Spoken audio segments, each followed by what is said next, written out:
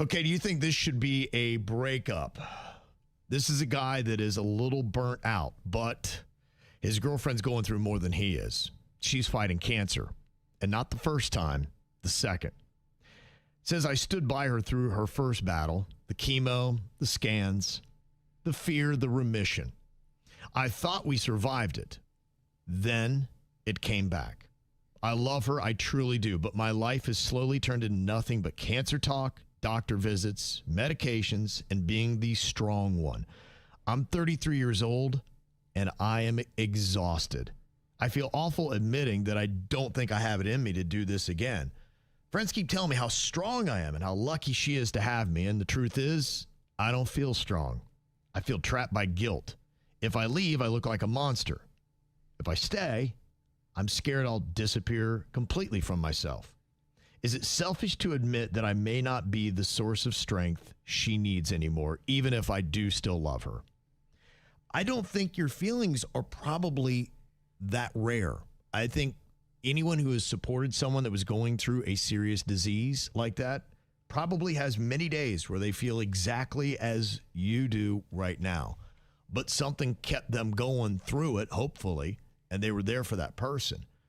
And I think you might just need to find a way to hit your reset and to find something else. And maybe you can find some way to find joy outside of it, apart from it, without totally abandoning her and breaking it off with her. This is why they put in your vows in sickness and in health. Because when you marry somebody... Oh, they're only boyfriend, girlfriend. Oh, they're only boyfriend and girlfriend. Oh. Yeah, and everyone knows marriage vows are, it's about as good as any kind of contract out there. Kind of, full of holes. If they're only boyfriend and girlfriend, that is the next level. Mm-hmm. But everybody's going to hate you if you break up with a person with cancer. This almost sounds like a 90210 episode, or like some kind of episode you would see in a sitcom, because it's so heavy. And, It's so heavy, but, are you okay with everybody that knows you now being mad at you? Because that's what's going to happen if you break up with somebody who's battling cancer. Mm-hmm. I think it's good you've recognized that you've hit a wall, and you have hit a wall. But the first thing you said is, even if I still love her, you do. You got to recognize that first and foremost, that you love her. And there's a person in there that is going through something that you first fell in love with, that is battling something very nasty, and you want to be supportive and be there. I think you're also telling yourself, too, that you do have to have a bit of a break. And I don't think you should feel guilty for that. I think you should have moments where you say, I got to get away. What is your thing that you truly love to do outside of being with her that you can do now that kind of hits the reset, so that you then have the strength to go back in and give her the support that she needs? And sometimes in life, life doesn't care about your plans. And this is a part of life that's almost allowing you to be a spiritual person. You're doing something good for your spirit and her spirit. And I know during those times it can suck, but maybe that's something your spirit needs and you don't even know that. Yeah, and I will tell you the other thing, too, is I don't think you'll like yourself very much if you do this. There's so much that you're saying in this email that is telling me that, and Tom had said this in our chat. He said, I think if he leaves her, he's never going to forgive himself. And one time I'd heard that, your self-esteem is really just the reputation you have with yourself. And I was like, wow, I started realizing that I was making decisions, that I started thinking less of myself, because I said, you're better than that. And how you do that. And I realized that I was really belittling my own self-esteem by doing things that I knew were not right. And my conscience just kept pinging me for it. Dang, that's deep. Your choices have a ripple effect. Sure. And you need to realize that in the moment, and realize that, oh gosh, do I want to make moves that I'm going to regret later? And the answer is no, because then you're going to beat yourself up about it. And then you're going to be in a depression because you made the wrong move that was selfish in this moment. Kevin's right. You need a reset.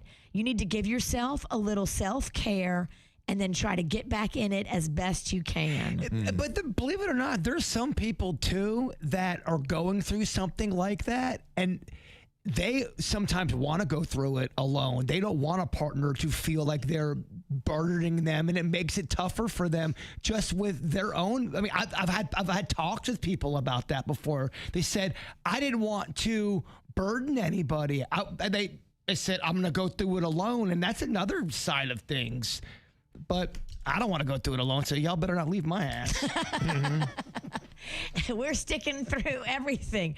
New hips. You better. New everything. Kelly said, I don't think he wants a break, Kev. He wants a permanent break. And that's what he's alluding to. But that's why I'm saying I would at least do this in steps. I would try to start finding some moments for yourself and see how that rejuvenates you, because it just sounds like you're burnt out from all this. And that can happen. Yeah, so do that at least first.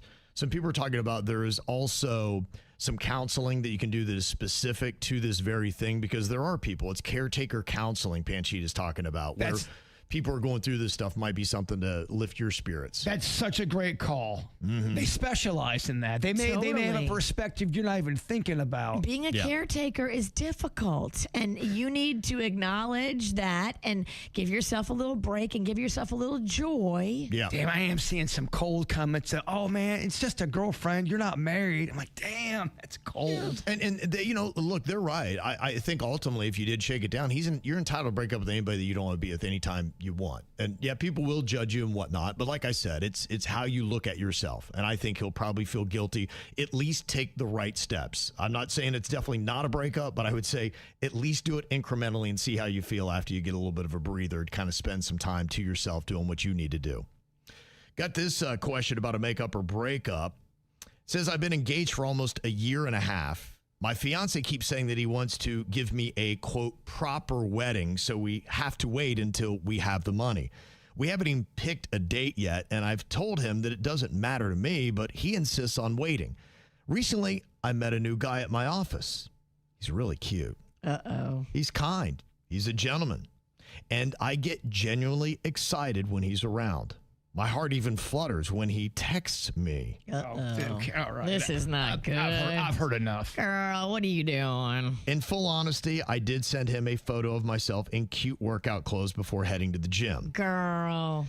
I was upfront with him about being engaged, but I also shared my frustration about the slow wedding planning.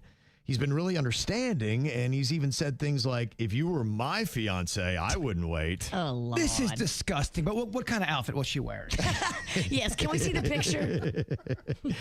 I've never had a reason to doubt my fiance's love for me, but now I'm beginning to have doubts after meeting this new guy. Are these thoughts something I should take seriously, or is it just pre-wedding nerves? You are not ready to get married. No. If this is how you are carrying yourself in public, girl, stop.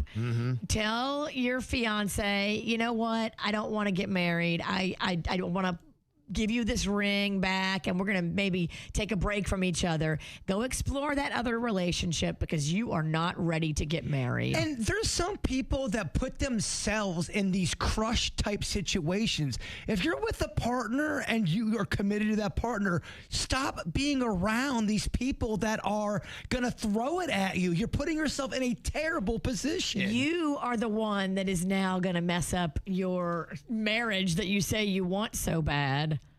Take a cold shower and call it a day. Yeah. Okay. I'm going to break up on that one. Yeah. And he needs to know what she's been up to. How mad would you be if you found out Honeyface was sending some rando dude gym selfies of her in a cute little workout outfit? Well, it's a breakup. It's a breakup. You don't want to put up with that. You're not even married yet. Well, especially because I never even go to the gym. Like right off the bat, we're not seeing eye to eye.